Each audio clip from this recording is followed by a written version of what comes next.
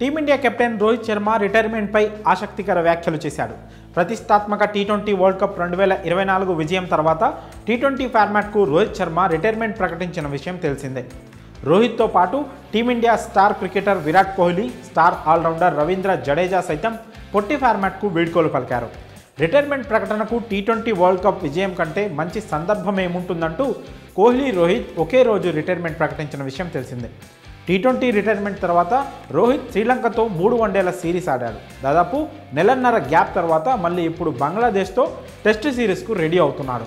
బంగ్లాతో తొలి టెస్టుకు ముందు రోహిత్ రిటైర్మెంట్పై చేసిన కామెంట్స్ ఇప్పుడు క్రికెట్ వర్గాల్లో చర్చనీయాంశంగా మారాయి. రోహిత్ మాట్లాడుతూ, ప్రస్తుతం వరల్డ్ క్రికెట్లో రిటైర్మెంట్ అనేది ఒక జోక్గా మారిపోయింది. కొంతమంది రిటైర్మెంట్ ప్రకటించి మళ్ళీ అంతర్జాతీయ క్రికెట్ ఆడేందుకు రెడీ అవుతున్నారు.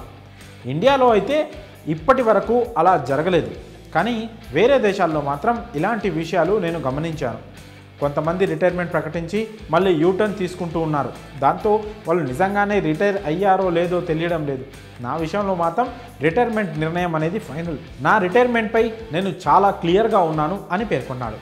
ఈ స్టేట్మెంట్తో ఇక రోహిత్ శర్మ టీ20లో తన రిటైర్మెంట్ను వెనక్కి తీసుకునే ఉద్దేశం అతనికి లేదనే విషయం స్పష్టమైపోయింది. గతంలో చాలామంది క్రికెటర్లు రిటైర్మెంట్ ప్రకటించి మళ్ళీ జాతీయ జట్టుకు అవసరం వస్తే రిటైర్మెంట్ నుంచి బయటకు వస్తున్నామంటూ ప్రకటించి అంతర్జాతీయ క్రికెట్ ఆడారు. అలా ఆడిన వారిలో ఇంగ్లాండ్ మాజీ క్రికెటర్లు కెవిన్ పీటర్సన్, మొయిన్ అలీ, పాకిస్తాన్ మాజీ క్రికెటర్లు ఇమ్రాన్ ఖాన్, జావేద్ మియాందాద్, షాహిద్ అఫ్రిది అంతర్జాతీయ క్రికెట్కు రిటైర్మెంట్ ప్రకటించి ఆ తర్వాత రిటైర్మెంట్ను వెనక్కి తీసుకున్నారు.